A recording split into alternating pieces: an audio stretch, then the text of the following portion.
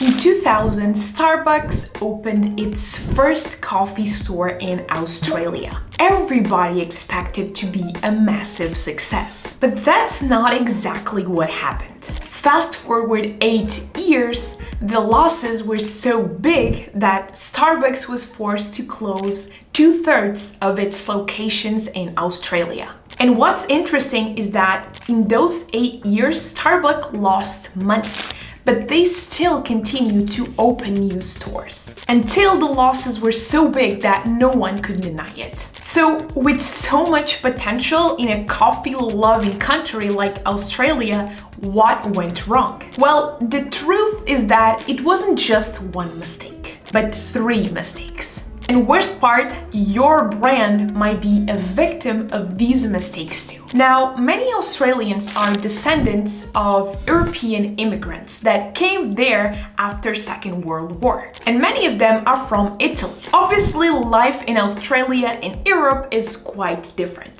The culture and climate might make Australians a bit more chilled. And when we mix this with the Italian love for good espressos, you basically have a country that loves the overall coffee experience. You see, Australians don't simply just go and pick up their coffees and live for work.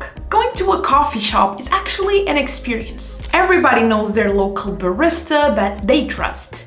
They love going to coffee shops with friends and family and simply enjoy their time there. Does this sound like Starbucks culture to you? Starbucks is all about speed, productivity, and work. You go there to get a big, nice cup of coffee, you put your headphones, turn on the Wi-Fi, and you start working. The environment is simply built for people who want to work without distractions or just grab their cup of coffee and leave. This simply doesn't align well with the overall Australian way of consuming coffee. And the truth is that Starbucks did not care enough to change their experience to fit the market. They simply copied what was already working in the other parts of the world. This is not an uncommon mistake.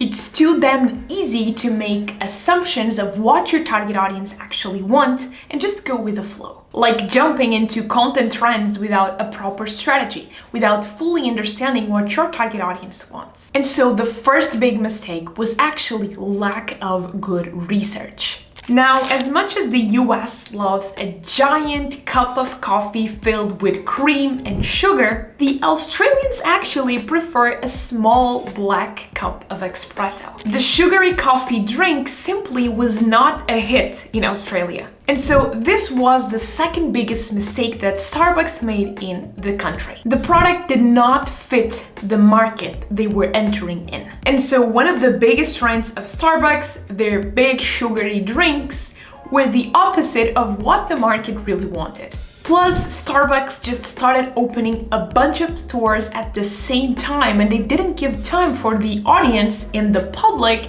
and the consumer to get used to their product. Now, this happens to startups every single day. When you have not reached product market fit, that means if your market is not hungry for your solution, that doesn't mean that just because you're putting more money into the product or into the market or into the marketing, that your audience will suddenly want to buy your product. So essentially, make sure that it is product market fit.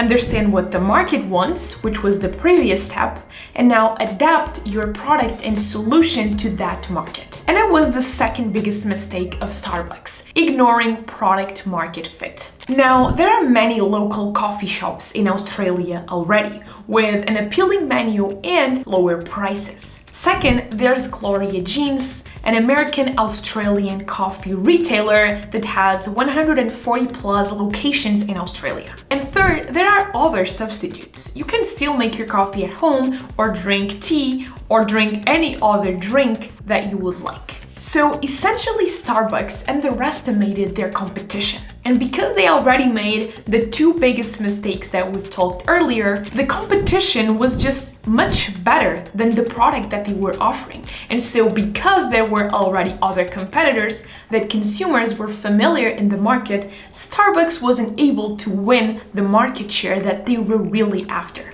So the key lesson is when entering a new market, when entering a new channel, when producing a new product, don't underestimate the weight of the competition. And so while there were already a ton of competitors established in the market, Starbucks decided to take a really aggressive approach of just scaling the number of their stores really fast without first getting the appeal and the love from their customers. And that takes us to their third biggest mistake, completely ignoring competition. And that's essentially why they end up losing 100+ million learning these lessons. Now, you don't have to waste a sum of money to learn the same lessons. First, focus on market research. This is essentially when entering any new market. Second, make sure you're preaching to the right audience and that your product fits the market that you are in, aka get product market fit. And third, never underestimate the competition.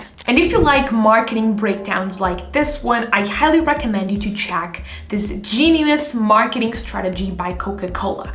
You will learn their 70-20-10 framework that will help you to improve how you spend your budget. I see you there.